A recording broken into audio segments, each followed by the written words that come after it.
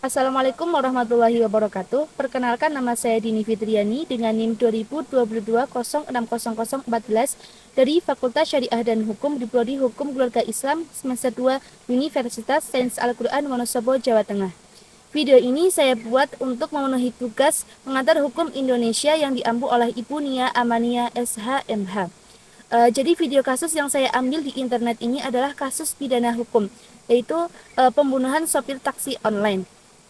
Kronologis dari kejadian ini adalah ketika si sopir taksi online ini ditemukan tewas di Jalan Semarang pada jam 3 dini hari.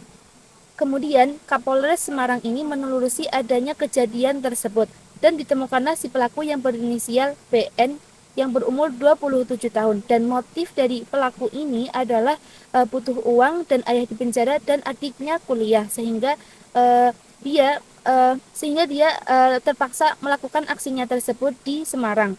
Dan menurut pengakuan si pelaku ini, pelaku tidak berniat untuk membunuh si sopir taksi online tersebut, akan tetapi dari penodongan pisau tersebut, si sopir taksi online kemudian memberontak dan akhirnya terjadilah pertikaian yang mengakibatkan penusukan penusukan dari pelaku ke korban yang berinisial FA.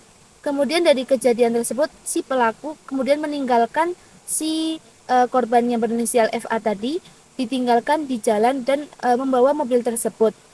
Dari sinilah Kapolres Semarang Kombes Pol Irwan Anwar menegaskan si pelaku terjerat berbagai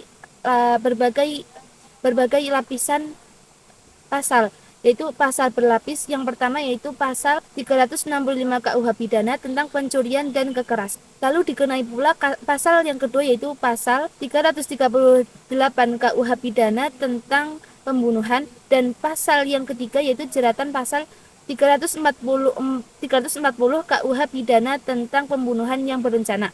Dan sesuai KUH pidana tentang hukuman dari si pelaku ini terancam hukuman mati atau hukuman penjara seumur hidup. Dan setelah saya menelusuri dari kasus tersebut ini, termasuk dalam penggolongan delik dikualifis atau diperbuat, karena kasus ini merupakan pencurian dan disertai dengan pembunuhan. Dan setelah mendapat hukuman tersebut, hukum pidana ini termasuk hukum pidana pokok karena berupa penjara, yaitu hukum pidana penjara selama sampai mati atau seumur hidup. Sedangkan asas dari kejahatan tersebut termasuk dalam asas teritorial atau asas wilayah regional. Jadi kan kasus ini, kejahatan ini kan masih dalam satu wilayah dan masuk ke dalam asas teritorial yang diatur dalam pasal 2 KUHP yang berbunyi, ketentuan pidana dalam Undang-Undang Indonesia berlaku bagi tiap orang yang dalam Indonesia melakukan sesuatu perbuatan yang boleh dilakukan, yaitu peristiwa pidana. Demikian kasus yang saya analisis. Mohon maaf apabila ada kesalahan. Saya undurkan diri. Wassalamualaikum warahmatullahi wabarakatuh.